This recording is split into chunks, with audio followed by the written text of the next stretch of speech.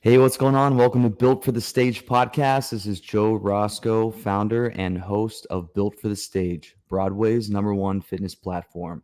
With clients in over 20 Broadway shows and other stages across the globe, like the West End, Australia, and collegiate theaters across the country, we are your one stop shop for all things theater and fitness. Check us out, builtforthestage.com. You'll be on your way with a 1 week free trial to work with me on an interactive fitness app. All right, let's get on with our special guest as always, calling over from the UK, currently in the West End production of Guys and Dolls, one of my favorite musicals of all time. Can't wait to hear about the different nuances of this production in particular. Our guest was also in the original London cast of Hamilton and various other credits. Can't wait to chat with Leslie Bowman. Welcome to the podcast. Hey man, how you going? And the crowd goes wild. Good morning. Good morning.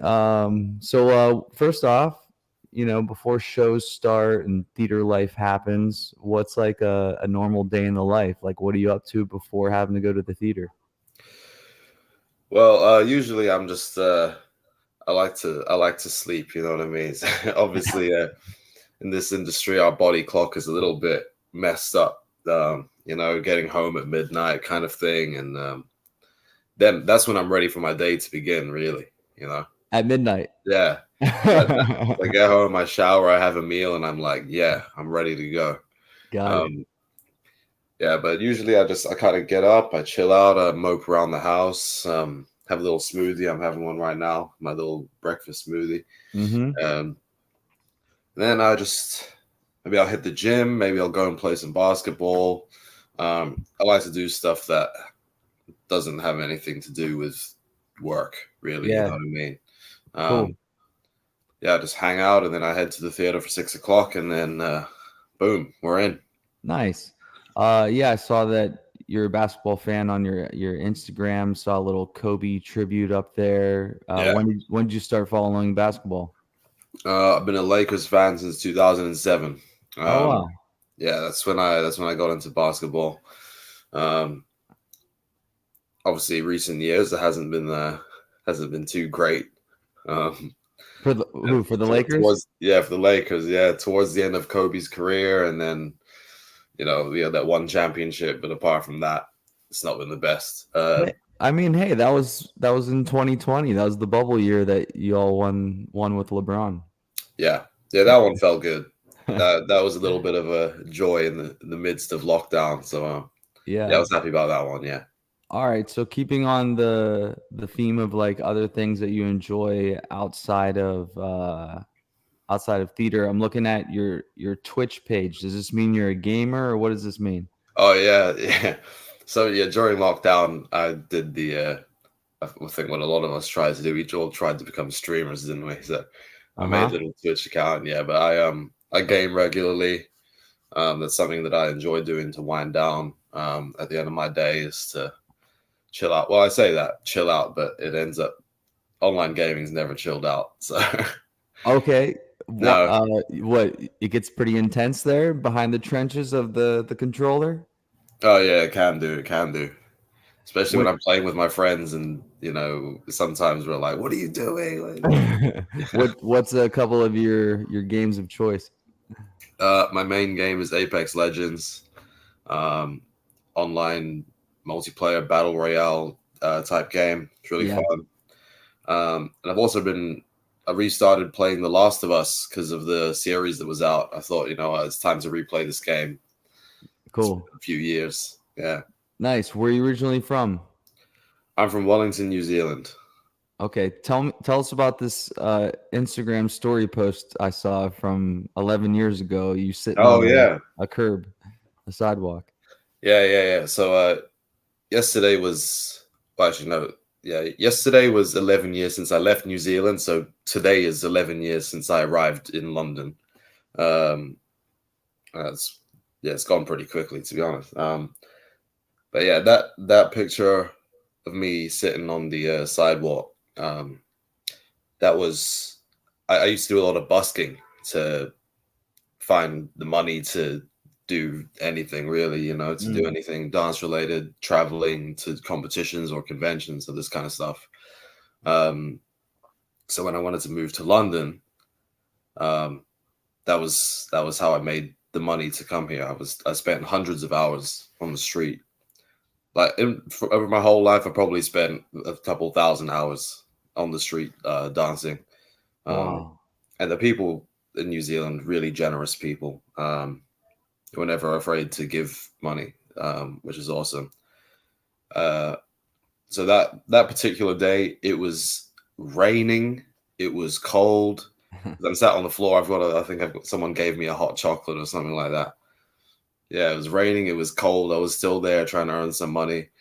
Um, and then that ended up being the most money I ever made in one day. It's pretty cool. And Nice. then Okay, so this Lin is like Manuel tweeted that pic. say it again.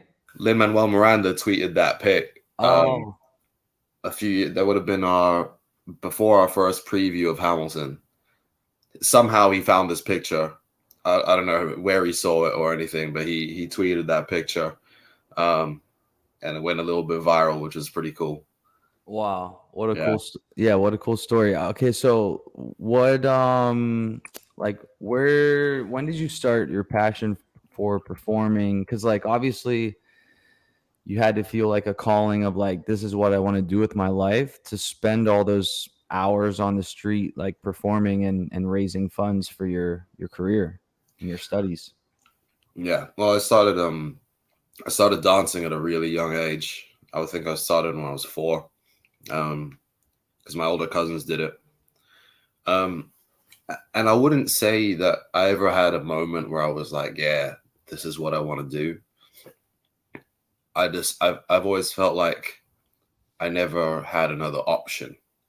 Mm. Like nothing else was ever an option, really. You know, Yeah, okay. for a brief amount of time when I was 14, I was like, oh yeah, I'm gonna go to university and do engineering, and that was like for about 2 weeks. Uh-huh. But other than that, I'd never really considered doing anything else. I don't know why. But yeah, so I guess there was no other option for me. This is Yeah. it.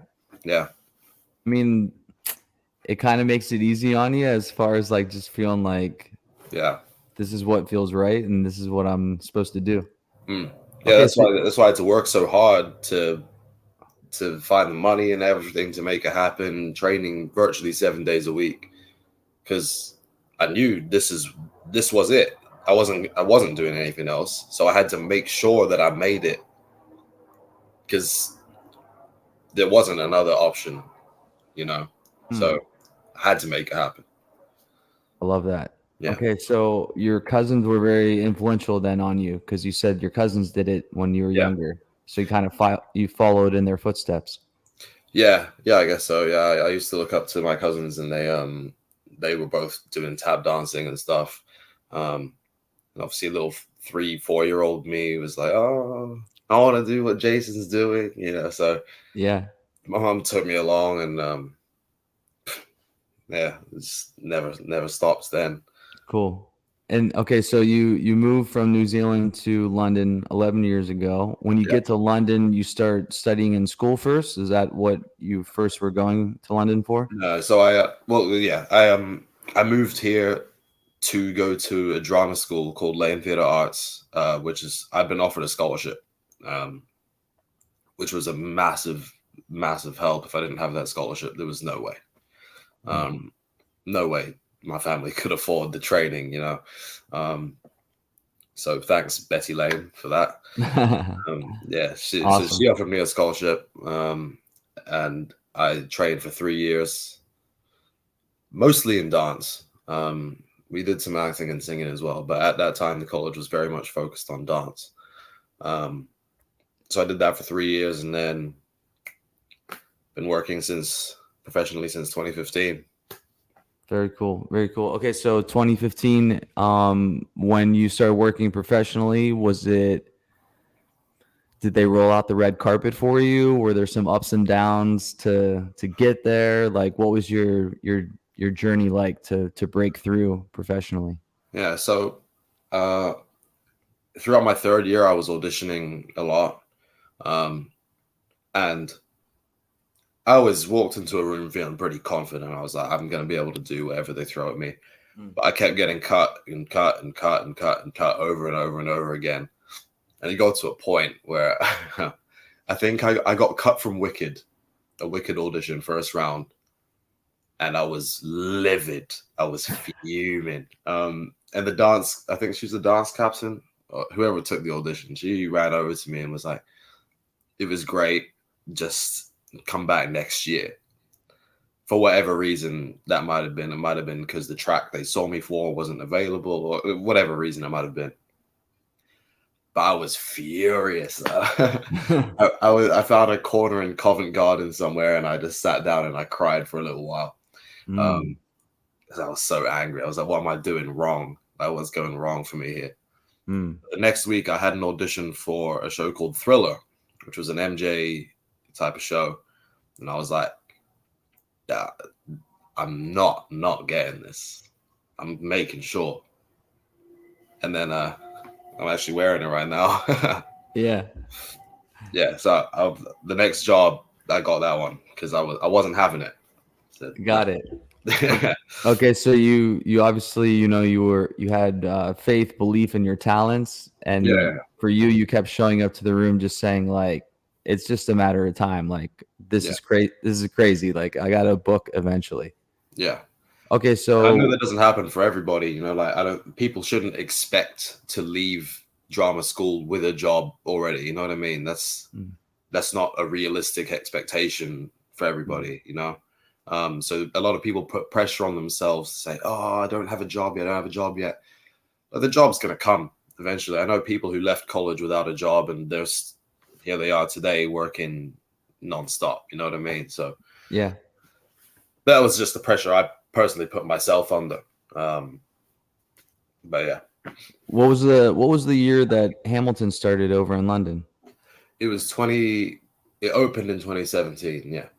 Okay, so I guess is that 2 years after Thriller? Yeah. Okay, Yeah. so So I opened the show almost exactly 2 years after I opened in Thriller. okay. And what was that, experience like? There's this huge craze about this show called Hamilton in the States, and it's coming to London. Did you know much about it going into the audition, or what was your experience with it? I knew it was big. I didn't know what it was about. I didn't know anything about anything. I'd been told that it was huge and Yeah. that the entire industry was going to audition because it was the biggest thing that's ever come over. And I was like, "Oh, okay, yeah, I'll go in for this. I don't know what I'm getting into, but sure." I listened to the soundtrack and I went, "Oh, this is pretty cool. I like this. Yeah. Nice soundtrack." And the night before my first audition, I broke my collarbone. Wow.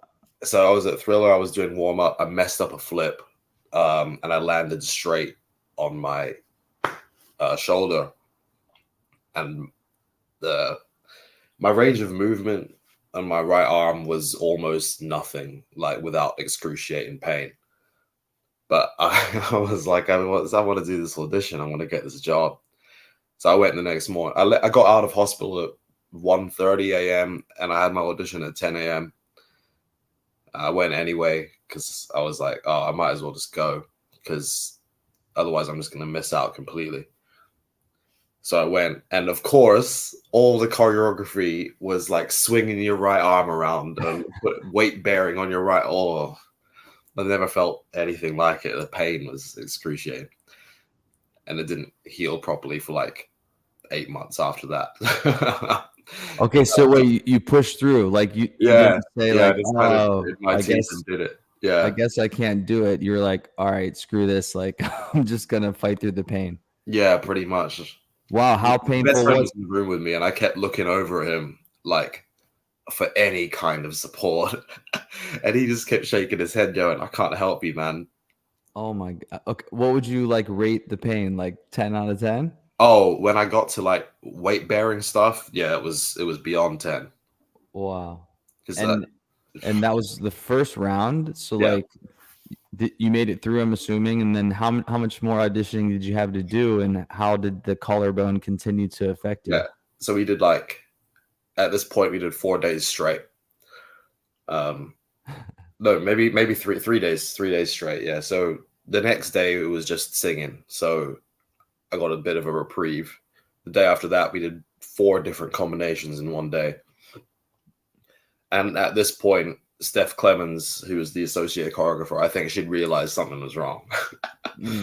um, I briefly mentioned, I was like, "Oh, by the way, I've hurt my shoulder," and she said, "Yeah, I thought so." And that was that. Were you? Do you think you were like grimacing in pain as you were doing the combos, and I they must saw have that? been. No matter how good I thought my poker face was, I must have been. Yeah. And okay, so when they came over to you and they said, "Yeah, I thought so." Then what? They just let you continue, or what happened after that?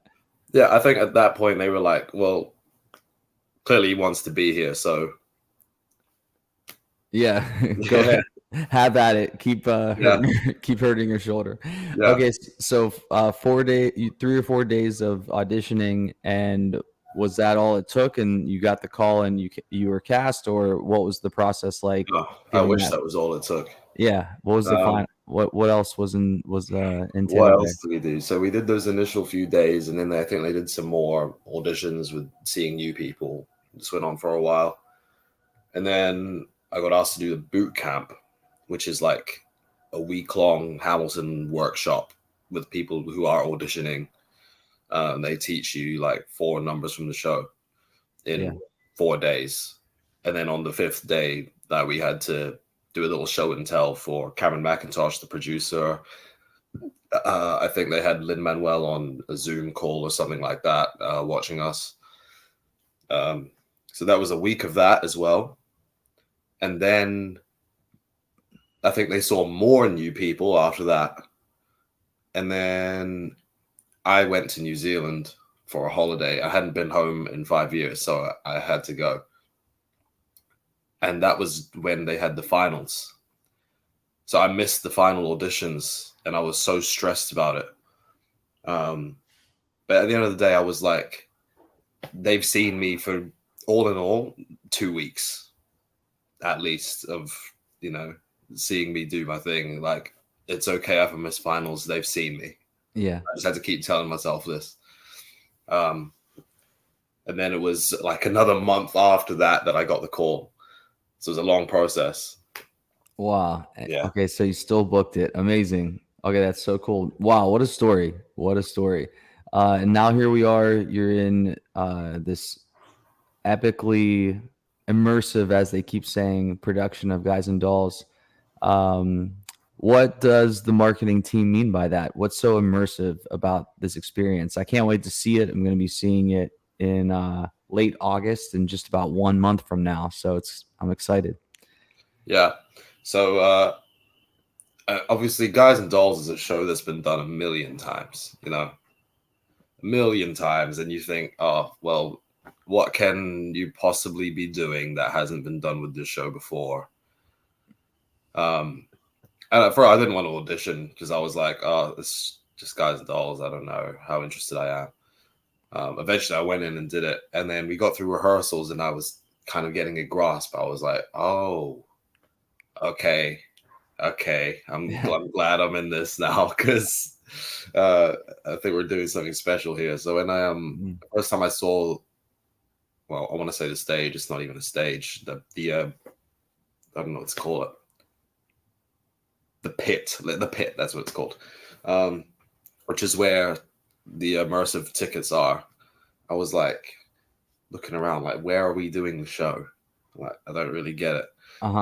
And then we saw the stage, and I was like, oh, okay. And I feel like it's really cool seeing that reaction from the people standing in the pit with us each night, because when the stage appears, they're like, whoa, like they don't really, I don't know. It seems so, it's so simple, but it seems like crazy at the same time, just because it's happening in a theater, Yeah. So yeah, the audience, the stage moves for pretty much. So I'm like, it's in the round, right? It's in the round. yeah, it's in the round. The stage is in the middle, and it's on lifts that come up and down out of the floor. So like this, the shape of the stage changes all the time, and the audience, wherever the stage is down, can move and stand, and you're free to move wherever you like.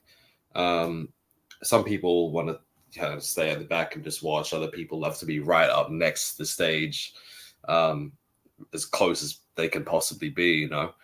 Yeah. Um, and If we you were to were if you playing were to the scene. Say again. if you were to go, sorry to interrupt you. If you were to go, what's the best seat in the house? Do I want to do that? Do I want to be in that area, or where would you want to watch the show from? I would stand.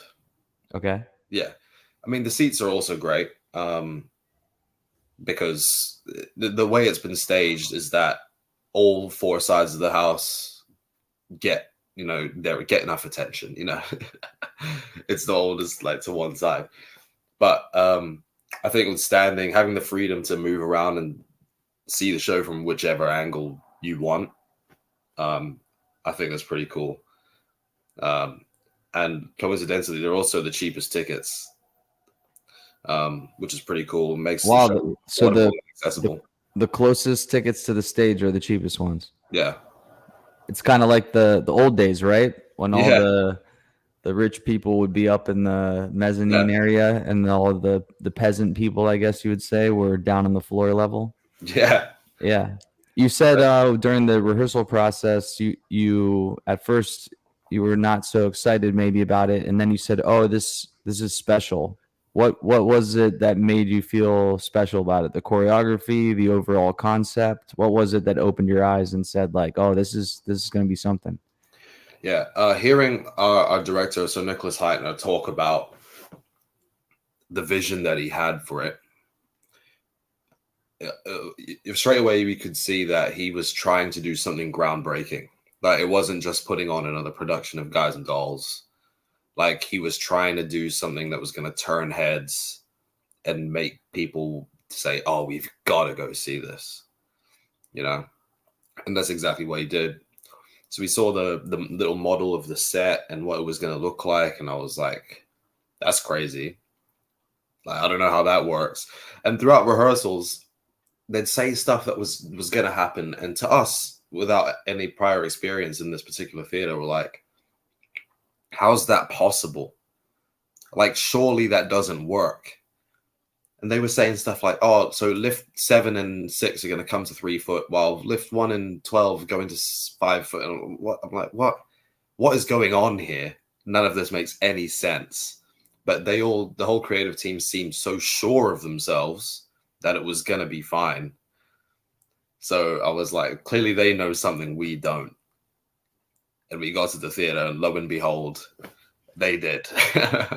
Awesome. What's your favorite number or part of the show? um, Ooh, to perform. Or Oh, yeah. we do a little interval show, which is not in Guys and Dolls. It's like a little extra, little Mhm. bonus, for the people who stay around in the pit during the interval. Um, I like that. That's fun. We do a little You get like you get the this little, you're dancing, or what's the staging like during the interval? yeah. So we've got some incredible singing going on. Cedric Neal is leading a little barbershop kind of vibe with three of the other guys in the show. And then I get to come out and do a little bit of tap dancing, just a little short little bit, which is really fun because I've never tapped in a show before. This is the first time I've ever been asked to tap dance in a show. It's Okay. crazy considering it's like my biggest strength. I was just gonna ask, is tapping your specialty? Is your go-to? Yeah, yeah. Nice. What influenced you coming up like about tap? Were you just naturally good at it, or was it something that you were drawn to and you just really wanted to hone that part Yeah. of the dance? Well, that's what my cousins were doing. They were tap dancing. So Ah, that was the first thing I started doing as okay, a okay. as a 4-year-old. Um, I guess yeah, one I was naturally good at it. Two, I trained a lot. I went to classes, multiple classes a week from the age of 4 until 16, pretty much.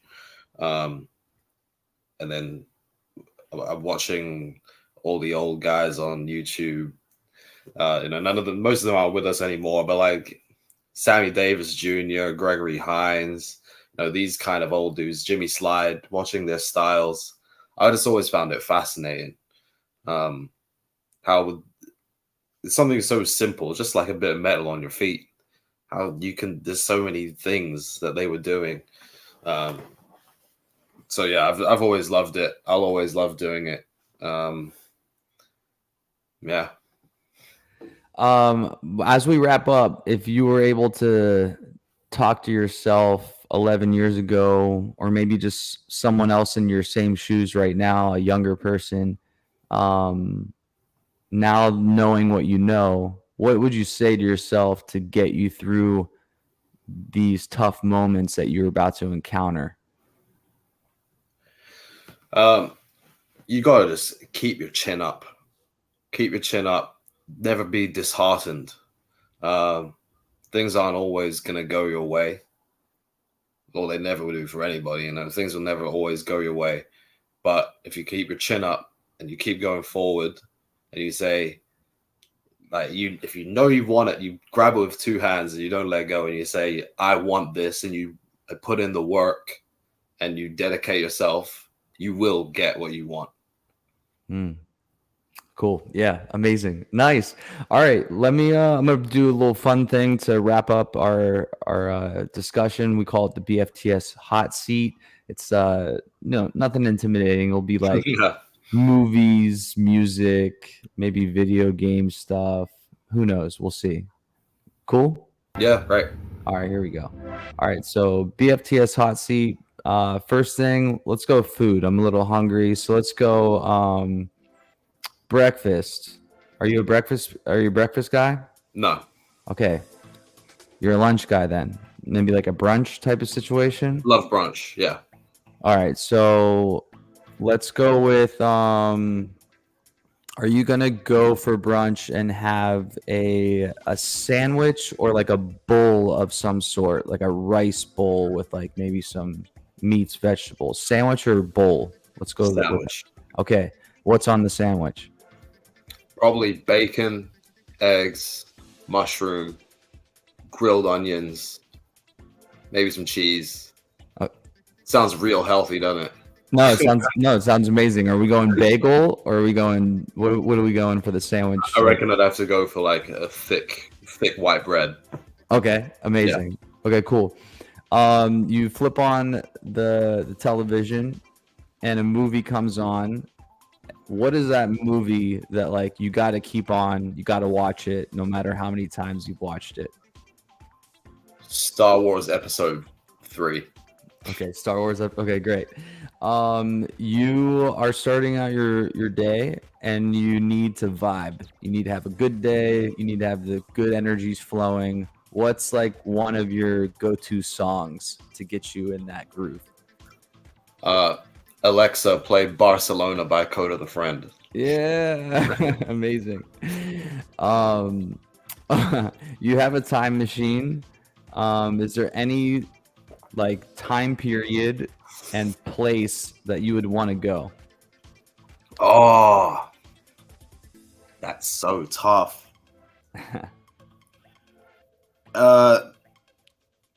Rome in 237 AD. Oh, okay. Wow. Wait, why so specific? What's that about? Well, first of all, I'm like future or past. Like that's crazy. Which way would I go? And 2, the Romans were fascinating, and I would love to see what kind of stuff they'd actually figured out before the civilization collapsed. So yeah, that. Okay, cool. If you're an animal, you're reincarnated as an animal, what animal would you be and why? A leopard, because they're super cool. Okay. if you got to cast yourself in a show that's either running now or has in the past, what show would you want to do?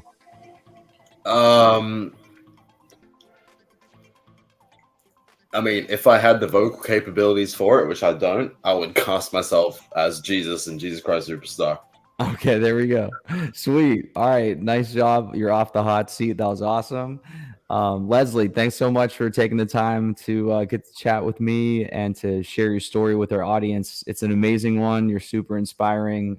Congratulations on your resiliency, and I can't wait to see the show. Awesome, man. Thanks for having me on. Look forward to meeting you. Yeah, it's going to be awesome. All right. All right, everyone. Leslie Bowman from the cast of Guys and Dolls over in London. Make sure you check out Leslie on Instagram. Give him a follow, Leslie G. Bowman. I'll put that in the description of this episode. We'll be sharing plenty of it on our Instagram at Built for the Stage. So if you want to get connected with Leslie, make sure you do so. I'm Joe Roscoe with Built for the Stage. Actors or athletes, train like one.